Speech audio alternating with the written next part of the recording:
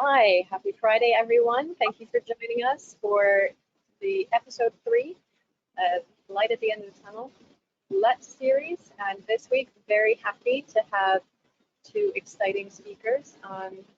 I'm, by the way, Heather Anson. I'm the managing director here at Anson Evaluate. I'm putting on these weekly webinars, or semi-weekly, as it were, to give you the information that hopefully will help your businesses thrive and survive through this.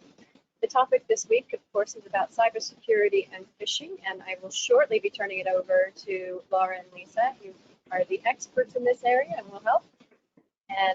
But if you have any questions during this, please go ahead and type them in, because we will hopefully have some time at the end for some quick questions. All right, with that, I am going to pass it over to Laura and Lisa so they can introduce themselves and we can get on with it. Hey everyone, I'm Laura Spencer and I'm an apprentice solicitor at Digital Law UK. This is actually my first ever webinar. I've done this training in the past, but only in person. And then I'll pass over to Lisa. Hi everyone, I'm Lisa Ventura. I'm the CEO and founder of the UK Cybersecurity Association, and we're a membership and trade body that helps with cybersecurity awareness and supports individuals and businesses to help them be a lot more cyber secure. So, just that's our contact details as well, but the actual slides will be available for handout, so all our information will be on there as well. So you don't need to take any notes because all the information will be already written down for you. So next slide, please. So we just want to first start off today by just basically introducing the topic and making you aware of how common cybersecurity breaches and attacks actually are. So this information was actually taken from a government survey, the Cybersecurity Breaches Survey, which was carried out in 2019. And the survey found that in 2019 alone, so in a 12-month period, 32% of all UK businesses, and these were largely SMEs, so small to medium businesses, actually identified a breach or attack in their company. And what actually is quite shocking is that 30% of these actually result in a negative result. So that means 30% of these businesses actually lose data or assets or have a financial loss from these breaches. And the average cost of these breaches are actually £4,180 per company. So each company that identifies a breach, usually in the whole year, a lot of companies have several different breaches, and they do find that the breaches cost them about £4,000. Sorry, camera's just gone off. I'll just carry on. Anyway, that has gone up from last year. The amount has gone up, but the number of breaches identified has actually gone down. And I think what this shows is that although the wide number of breaches is slowing down and actually decreasing, the companies are now who carry out these breaches are now tending to focus on specific companies. So if you have been breached before, you are likely to get breached again. So I'm just going to move on to the next slide now. Oh, sorry, I missed so yeah, thank you. So this slide is relevant at the moment when you are working from home, but I would just want to point out that although it's relevant at the moment when you're working from home, remote working can take place obviously when you go back into the office. So these things that I'm mentioning now might be relevant when you're travelling to work, so maybe on the train, or when you're, say, you go to a meeting and you're working maybe in a cafe while you're waiting for your client or your customer to turn up. So the first thing I wanted to mention was Wi-Fi partitioning. You're probably aware of this, obviously, for when you're working in the workplace, you've probably got a business Wi-Fi and a guest Wi-Fi, which you then use, obviously give the password to the guests on the guest Wi-Fi, and then use the business Wi-Fi solely for business purposes. And this is just hackers and people find a way in through your Wi-Fi network and then get onto your system. So if you have a separate Wi-Fi connection for each, for your customers and for your business purposes, it just helps to keep them separate, and you're not actually giving out your business Wi-Fi to a lot of people. And the next one as well, even if you can't partition on your Wi-Fi, because it might be difficult to do at home, is to use a VPN. So what a VPN does, it basically, you click on it and you can download these for free. Some of them are paid for, but there is free ones. So I tend to use the Setup VPN, which is like an add-on to the Chrome browser. So that one can be downloaded for free, and you select the place where you want to look like you're working, and then it creates an IP address so that individuals who might be looking for people's IP addresses can't actually see your true IP address. So it looks like you're in a different location to what you actually are, and that helps protect you. And another thing you could use is a privacy screen.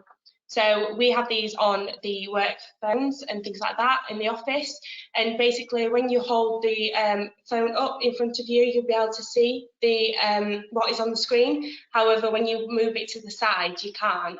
So this just helps when especially when you're on trains and when you're on public transport or in a cafe with a lot of people around you, or even working from home when you might have like family members all in a room where you're working. It just helps because you are the only person who can see that screen. Nobody else around you can. And another really important thing, I think that a lot of people forget about this, is home printers. A lot of people actually forget that when you send a document to the printer, it actually stores the information on there.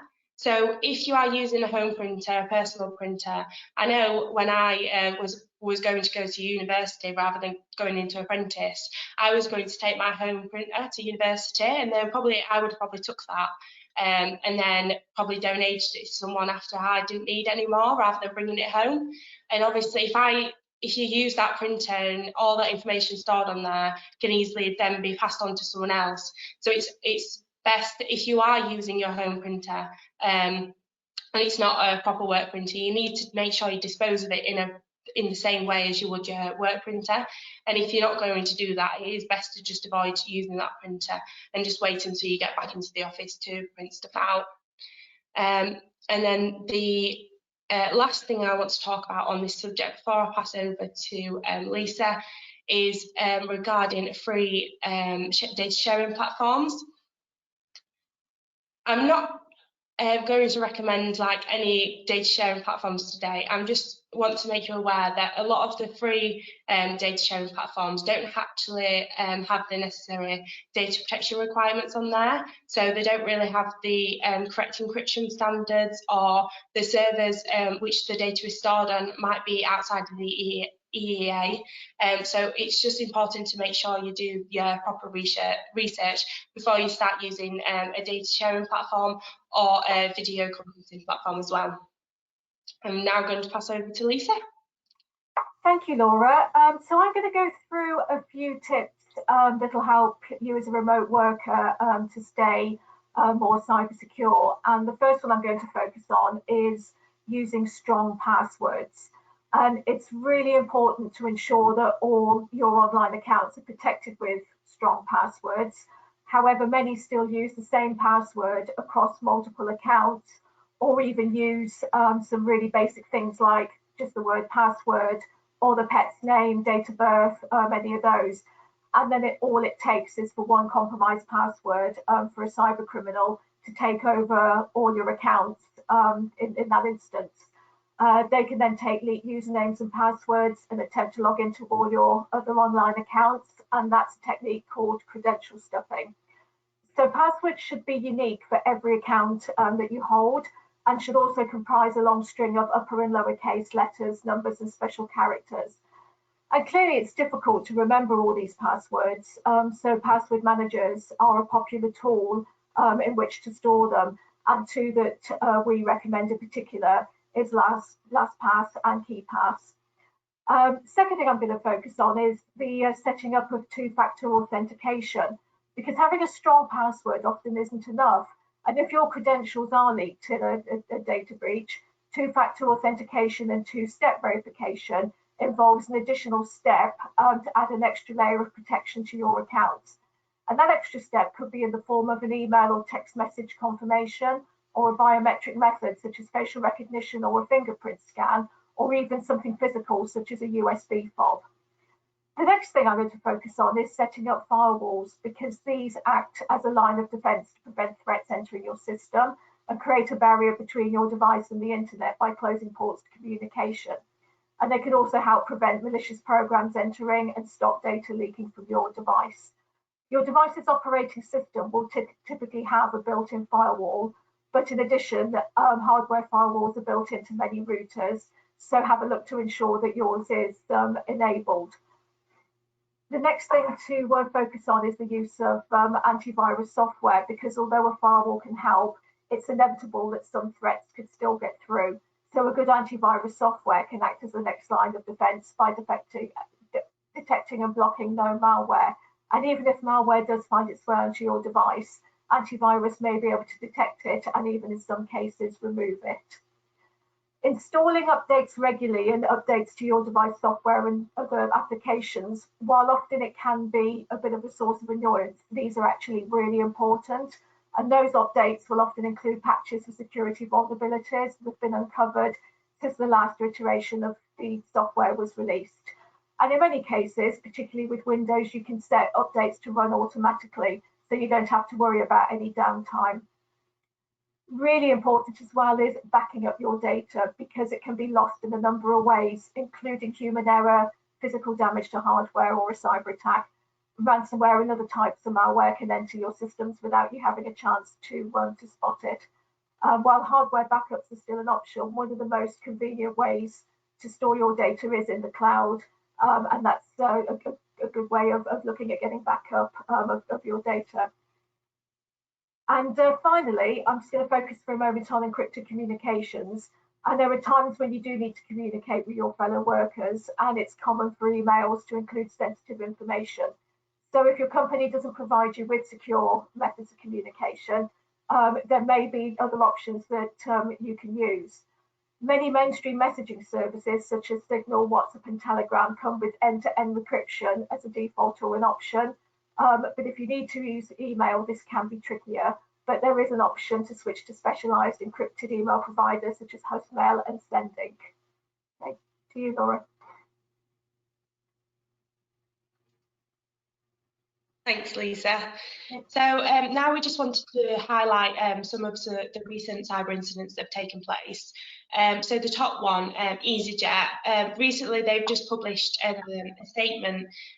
They've actually been targeted by a highly sophisticated source, which resulted in 9 million customers' data being accessed by the cyber criminals, which included 2,208 people's credit card details. And you might have seen in the news, there's actually a lawsuit which is being put up against them now, which will probably come to light within the next couple of months. But there is a large amount of money, because people are already jumping on the bandwagon and trying to get claims from them and everything due to what's happened. And the next one is the World Health Organization. So the World Health Organization put out a message a few weeks ago warning of fraudulent emails being sent by criminals posing to be them. And the same has happened with the US Centre for Disease and Controls, which shows that this is happening worldwide, not just in the UK. And they are actually requesting passwords and actually asking for donations to fund a fake vaccine. And then the final one is the coronavirus themed emails. These are ones going out to predominantly businesses who are going back into the workplace, containing attachments which are then infected with antiviruses or malware or even ransomware, containing fictitious safety measures. So things that you might use to protect those in the workplace, but they're using this to take advantage of the vulnerable people in today's world, and using this as an example to actually attack people rather than be genuine and actually help people. So now I'm just going to move on to the next slide, and we're just going to look at phishing. So phishing is when someone sends, well, it can be in any form. So phishing can be in the form of an email, a phone call, a text message. It can be anything, and it's when somebody sends you a message impersonating someone else, or it might be a message that maybe contains a link, and then it contains a virus in that link. So it's basically an email that is an attack, basically. So the key thing to remember when it comes to phishing is that if you see an email or a text message or have a phone call and it makes you feel something, this is where I think you should take a step back and ask someone about it.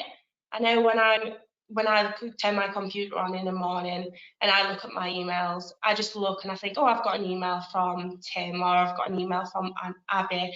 I don't really think, God, why have I got that email? It's then when you get an email and you feel something, whether that's happy, sad, confused, a bit scared, because a lot of the wording in these emails sometimes are a bit like violent, and they're making you wanting to do something urgently. So if you do feel something when you see an email or a message or have a phone call, that's when you to take a step back and ask somebody. And I think it's really important to make sure that in a workplace we do make sure that people are not scared to ask people about it. Because I know when I first started working at digital law, not that anybody made me feel scared, but if I did see an email or there was an issue where I thought, I'm not sure if this is genuine, I'd be sometimes a little bit scared to ask a question because I thought it was a silly question. But I think sometimes you've got to really make sure that your employees or the people you work with around you know that a silly question, there's no such thing as a silly question when it comes to things like phishing and cyber attacks, because the result of such attack can be so catastrophic that you need to really double check everything, and it doesn't matter if you ask a silly question, basically. So things to look out for, Lisa is going to talk about these in a moment, but just some of the things to look out for is who the email is actually from. So if you get an email who is from somebody that you don't recognise, or say from a company that you think it's a bit suspicious, you need to look out for these things. So if you don't recognise a person, that is when you should be double checking. Obviously, working in a law firm or other industries in this area, you're going to get a lot of emails from people you don't know. But this is why you've just got to be really careful when you're looking at the emails. Another thing to look out for is unlabelled attachments, or attachments in general, which I will be talking about in a moment when I move on to the next slide. So next slide, please. So this is an example of one of the attachments. So this is an email that we actually got through to our admin account at Digital Law, and it was basically asking us to pay an invoice. We hadn't obviously got this invoice to pay. It was a phishing email, but if you can see that the attachment name doesn't actually line up to anything. And I know when I'm sending emails, and a lot of other people are sending emails, you make sure the attachment is actually true to name. So that is one thing you can look out for. And just the examples that I included below are just good examples of text messages you might receive that are phishing text messages. It is like really, you've got to remember that phishing can come in a lot of different forms, and it is important that even though it says your on the Santander one and on the right there, it says that your username and password has been blocked and you need to log in to actually change it. It's always best to just close that down, open up your actual online banking or whatever it is in a different browser and do it that way rather than clicking on the link. It is best never to click on the link unless you are 100% sure that is genuine. Next slide, please. This is another thing to look out for as well, who the email is addressed to. A lot of emails are addressed to people in particular. So I know when I receive emails on a daily basis, it says like, hi Laura, or if they don't know who I am, it might say hello. But a lot of the time it doesn't say like, dear sir or madam, or to whom it may concern. It's a lot less informal and usually using names on emails. So if you do receive an email, especially from your bank or something, because they know who they're sending that email to, so they should include your name in that, whether that is just like Miss Laura Spencer or something like that as well. So next slide, please. And then the final one that I'm going to show you is one I received the other week. And this is one from the TV license, well, supposed to be the TV license. And this is just an example of where you should always double check the actual email address. So if you can see right on the left there, it just says tvlicense.co.uk, and that's what I saw when it first came up on my phone. And then when I clicked on the actual email address, it then shows you the full email address, which is obviously a phishing email address and not genuine. And that's obviously where the email wouldn't actually come from that email address. Thank you. I'll pass back over to Lisa now. Thank you, Laura. So I'm going to go through a few tips that could help you spot phishing email attempts. And the first one is look but don't click, because cyber criminals love to embed malicious links in legitimate sounding copy. So hover your mouse over any links you find embedded in the body of the email. And if the link to the email address, as some of the examples that Laura's just showed, looks a bit strange, don't click on it. And if you have any reservations at all about the link, don't click on it, and send the email directly to your security team to investigate. Look at analysing the salutation of the email. So is the email address very vague? So as we've just seen in the Barker's email, dear sir or madam, or dear valued customer? If so, watch out for this, because legitimate businesses will always often use a personal salutation with your first name and last name. Don't give up your personal or company confidential information. Most organisations will never ask for personal credentials via email, especially banks, and most companies will have policies in place that will prevent external communication of business IP. So stop yourself from revealing any confidential information over email, especially if you're not certain about the email in question. And also look at any urgent or threatening language in the subject line. So invoking a sense of urgency or fear is a common phishing tactic. So be aware of subject lines that claim your account has been suspended, or that ask you to action an urgent payment request, as chances are those are phishing email attempts.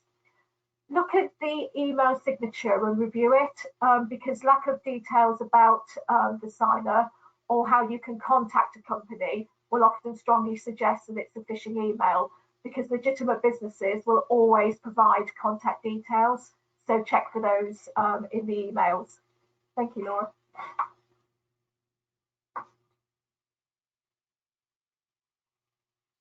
So now we just want to briefly talk to you about LinkedIn as well. So just like you can get a phishing email or phishing message, you've probably seen on like LinkedIn, on Facebook and things like that, there is a lot of fake profiles, and a lot of these fake profiles are there just to spam people and just to get personal data from them, or even just gain information about a company. So one thing to do is look out for spam profiles. So there's some very common names for the profiles. I can't remember them off the top of my head, unfortunately. But a good way to find somebody, if you do receive a LinkedIn connection and you don't actually personally know them or recognise them, but you really think, oh, that would be a really good connection for the future. Maybe if you've got an upcoming webinar and you maybe want to get in touch with them and talk about some advice with them, or you're interested in what they post, do an image search on their profile picture. That often comes up, and you get a lot of information from that. So you might do an image search on a profile picture. I know Peter, my managing manager, he did that in the past, and this person said they were a managing director of a company and they ended up being an estate agent in South Africa. It just shows that people, and this picture was largely used all over the internet for loads of different accounts, and it just shows you that there is a lot of spam profiles out there. So one thing to do is only accept connections from people you know or recognise. So it's okay to connect with people you might have seen at an event but not personally spoke to, but as long as you know they are a genuine person. Another thing as well is initialise your surname, and never use your work address or work email address for LinkedIn. So if you do use your work email address, make sure it is hidden. So you can actually choose whether people can see your email address or not. So if you do use that, just make sure it is hidden, because people can then use that to send you like phishing emails or gain information about your company. Another one as well is to make sure your connections are visible, so people can't see who you're connecting with, because they might then be able to see like the unique connections in your company, etc. Another thing is to not discuss internal or controls or systems. So a lot of what people use LinkedIn for is to, when it comes to phishing and cybersecurity and things like that, is to gain surveillance on your company and gain information about it. So if they see that you're using a specific antivirus software or a specific case management system for in your company, they then might be able to tailor their attack to suit that, so they'll be able to get into your systems easier. So it's best to not discuss things like that on social media at all. And another thing is not to discuss work over LinkedIn Messenger. LinkedIn Messenger obviously doesn't have the correct data protection or cybersecurity protections on there, like encryption and things like that. So it is best to get them conversations off LinkedIn and straight into email before it goes any further. Next slide. Okay, thank you, Laura. So I'm going to go through a few things that will hopefully help you to spot LinkedIn scams. They can often be difficult to spot because the emails typically look like authentic ones from LinkedIn, but there are several ways that you can figure out if it's a scam or not. So if you get an email pretending to be from LinkedIn, look at the email address of the sender and avoid anything that's with a non-LinkedIn domain. Hover over each hyperlink in the email to see the linked URL, and if it's not to a LinkedIn web page, it's all likely to be a scam. If you're uncertain about the validity of the email, log into your LinkedIn account, because if the email is real, you'll have the same notice in your message folder in LinkedIn. Any email asking for personal information beyond your email address is likely to be a spam email. If you ever forget the password for your LinkedIn account, you'll receive an email only asking you to enter your email address and receive a link to reset your password. Any other emails that ask for additional information, such as email addresses, passwords, bank account numbers, and so on, are likely to be spam emails. Any email that asks you to install software or open an attachment is also likely to be scam. And also, if it contains bad spelling or grammar, that's another precursor to it being a scam email. And authentic ones will always have a security footer at the bottom of every one that says this email was intended for your name, your current job, your company. And while the footer is not a guarantee, if it's not present, don't click any links into it. So always look for things like, is it from a fake member or request for personal information, any attachments that don't look right, and for any incorrect spelling or grammar. Thank you, Laura. Next slide. Okay, so if you are scammed by LinkedIn and you believe you've been scammed, you should look at doing the following. So send the suspicious email that you've received to phishing@linkedin.com. Delete the email from your account immediately without opening it. And if you did click on any links in the email, run your antivirus and spyware software to find and remove any cookies or malicious software that it may have installed. If you gave out any personal information by mistake, such as a password or bank account number, make sure to reset your password and contact your bank to report it to fully secure your account. Thank you, Laura.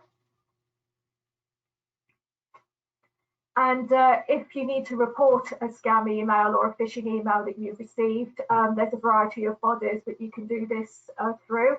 Action Fraud is the main one, followed by the FCA and the Reporting Suspicious Emails and Websites, part of the gov.uk website, and also the National Cybersecurity Centre. Okay.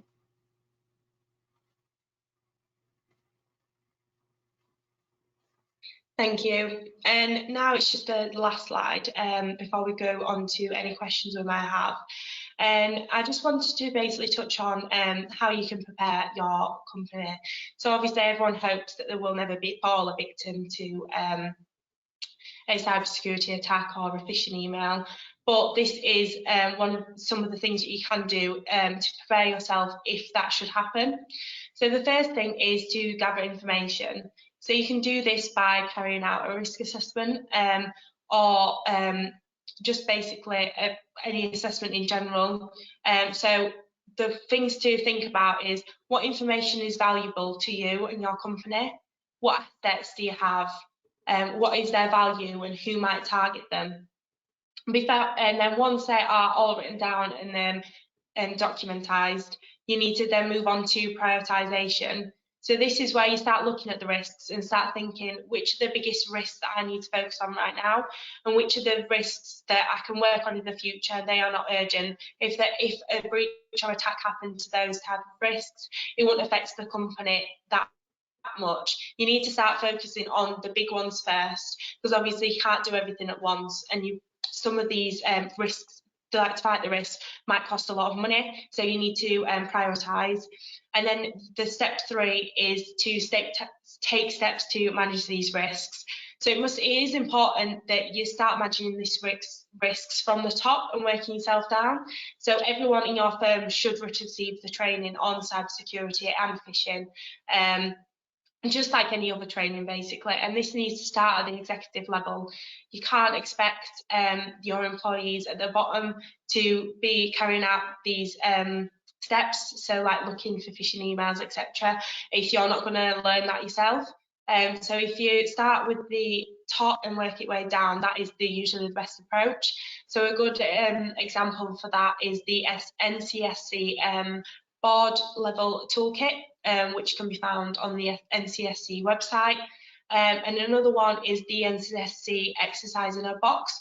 This is like a scenario type approach, which you can do online. There's also something you can download as well. And basically, you could have a meeting and it gives you a scenario and it takes you through the different things that you need to consider. And then once you input all your feedback that you've got, so you might discuss this scenario in a group and then write down your answers.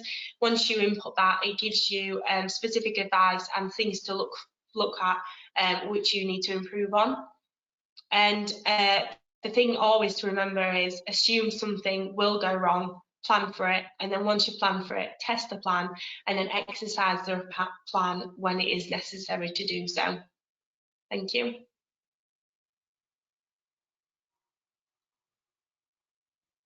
Right, so I'm back now. Hi. We've had a question that will go back to the question on printers.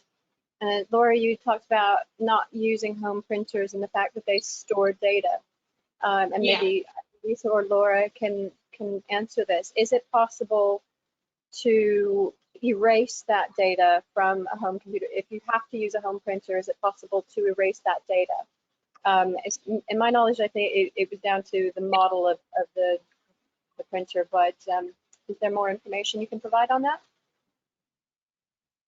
So I'll start this off and then I might pass over to Lisa if she's got anything else to add. I know my my manager, Peter, has actually spoken to people at HP about this before, and that is one of the brands which don't tend to store the data, if I am correct in thinking that. Am I correct, Heather? Yes, there are certain computers that printers that are set up not to do that. Yeah, so you can look into that and you ask different brands, and some printers are set up to not store the data. I'm not completely sure if you can go back and erase that data, but my recommendation would always be, if you are using that for business purposes and sending client information to that, you should always dispose of it in the correct way when it comes to the end of its use. Okay. Lisa, did you have anything to add on that one? No, that's pretty much what I would have added as well on the printer side. We get this a lot, and printers are in the last few years have been a new one that have been added to the list of things that you shouldn't donate without making sure that you can do so safely, and a lot of times you won't be able to do so safely. We have laptops. A lot of times people want to donate laptops, and that's great, but we say whether it's a laptop or a desktop computer, you take that hard drive out before you donate it. And even if you think you can erase the hard drive, probably best to just take it out. It's actually not very expensive to buy a hard drive, believe it or not. It's all of the stuff around it that's the more expensive bit. So we always recommend that. And if there's a way to remove the memory chip from the printer and donate it safely, great. If not, then definitely not. Just because this is something that Anson Evaluate does a lot of work on, and we work a lot with digital law and Annie, I just thought I'd give a few examples of things that we've run across in our work when we evaluate people with cyber issues and to help them relate to it, that people say sometimes, oh, it's just common sense. We get that a lot. Oh, it's just common sense. And it's, some people may be watching this and think that's pretty basic what you're giving us, but if it were that easy, it wouldn't be happening. And one of my best examples of an phishing email that was caught, and the way it was caught was not common sense at all, but very unique to the person, was a law firm. And it told us the secretary had caught one of those emails that was trying to get them to change the account number for a conveyancing, on a conveyancing situation. And she said, I knew it wasn't from my boss. Her boss was the solicitor handling the case. And she goes, I just knew it was phishing. I knew it wasn't from him because it was she checked everything else. The email header was correct. All of the information in the email was correct. It looked right. And said, well, how did you know then? She goes, he said please in the email. He says, I've worked for him for 20 years. He's never said please or thank you to me in person, let alone in an email. So I knew it couldn't have been from him. And so they are very, very clever. The thing about passwords too, and I'm not sure if this was brought up, but the strength of passwords is great, but also not using the same password across different platforms, because we have passwords for everything these days, and a lot of people like to use the same password across everything. But that's something that we call daisy chaining, which is like making that link. So with all a attacker has to do is find that email on one vulnerable site, and then they will chase you around the internet and try and see if you've used that password elsewhere. So daisy chaining is very, very popular. It's also still surprisingly popular, the password or password 123. And it wasn't you, Laura, but it was somebody else who worked with me on an audit. And I had said this to you. I always say this to you guys. You'd be amazed how many times I try and get people to tell me their password when I'm doing these audits. They should never tell me their password, but I trick them into telling me my password, their passwords, and to test to see who they give the password to. And the more surprising thing to this person who'd come along was not that they gave me their password, because I said, I'm just good at that. That's my job, which is like these cyber criminals. It's their job to give you the password, to get your password, to get these things. what they were surprised at is 2 of the people we interviewed that day that gave me their password was either password or password 123. And they turned to me and said, I thought you were joking when you said people did that. I said, no, it happens all the time. You'd be surprised at how many people in your organization are actually using password or password 123. But also, let's see, you'd mentioned LinkedIn. That is something we're getting targeted a lot. Digital Law, the managing director, Peter, as you said, gets a lot of attention on LinkedIn and people wanting to connect with him. And he's found quite a few times the false profiles. And taking that, something as simple as taking their photo and putting it into an image search is really, really powerful. And people use fake photos to trick you into things all the time. And it's a simple way to do that. I don't know that we have any other questions, but I do know that it's very important that we empower people to understand that cybersecurity is a difficult thing. We are surrounded by it, and we feel sometimes that we can't stop it. We can do our best, but as Laura said, just be prepared, because it's sometimes not if it'll happen, but when, and not to be ashamed by the fact that you've been caught up, because these are professional scammers. They are so good at this, and you're not, if you've clicked on that email and you've been, and something's happened, don't feel like you are the biggest idiot in the world or that you've done something wrong. You've just been tricked by somebody who is incredibly smart at this. Also, as a boss, I would highly recommend that you be very direct with your staff and saying, please come to me, and not to get angry at them if something like that happened, not to blame them for that, because they're humans. It is your job as the boss, as the manager, as the person in control, to make sure they have this training or some training, and that to know that they're going to be susceptible to this and it happens, and to be prepared for it. You can get the tools, that toolkit that we've attached as a handout on this, a really good handout for if you are running a team to go through and to get your boards to run through. So these tools are here, and mentioning tools, this webinar is recorded and will be made available. We've had a couple of people specifically ask it be emailed to them, and we will do that, but it will also be up on our website. Please share it. This is a very important topic. Any last words from our panelists before we sign off?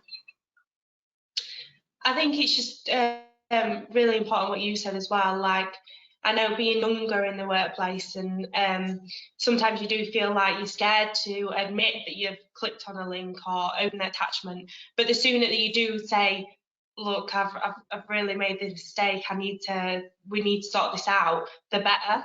Because explaining what you've done and being honest as you can in that situation is really important. If you do leave things out and say, oh, I opened this email, but I didn't click on the link, or I didn't open the attachment, that's just going to make things worse for the company, and that's going to cause more loss for them in going down the line. So it is really important just to be really, really honest about these things. What did Peter do? You said in the beginning you were worried about asking things, because you're young and because this was a new situation. What did Peter or the company do to make you feel comfortable, and what would you say advice to managers that made you feel comfortable to share that information?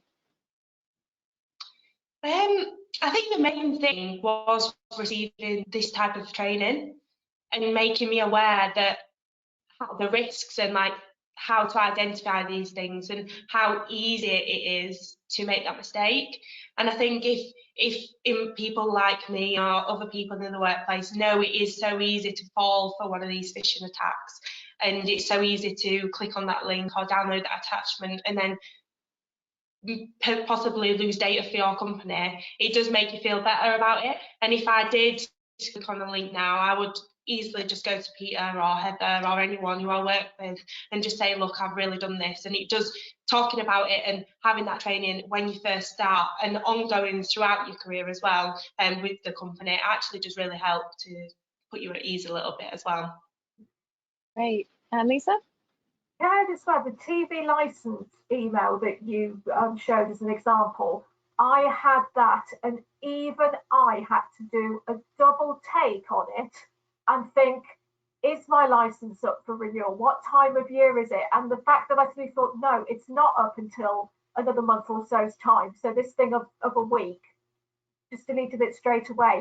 So even the most seasoned, hardened of experts, they're getting so sophisticated in getting these emails out. It's just so easy to do.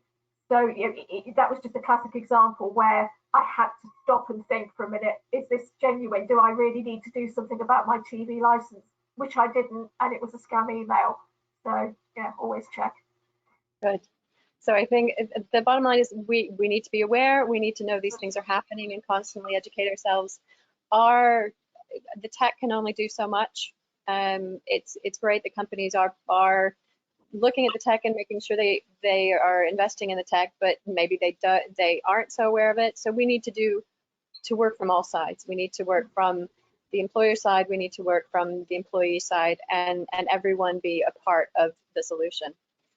Okay, great. Thank you very much, everyone, for attending, and thank you so much to my panel. And I believe we might be taking a break next week, but in the future, we are planning a webinar on mental health issues in the workplace, particularly now with people anxious of going back to work, and how employers can help their staff when they're coming back to work with related mental health to the coronavirus, or also general awareness around mental health issues, and also doing a webinar on business strategies, how to think about what to do with your business moving forward if you're struggling with changing how your business is going to look at the other end of this. However, what we would really like from you is to hear from those who listen to our webinars or attend our webinars. What type of information would you like from us? Because that's what we're here for. I want to provide the information to you. I don't know everything, even though sometimes I act like I do. But what I do know are a lot of very talented and very smart people who can help you. So let me know what you want, and we'll try and find that help for you. Thank you very much. And now you can go on with your Friday and have an enjoyable Friday in the sun and a great weekend. Thank you very much. Bye. Thank you. Bye. Bye.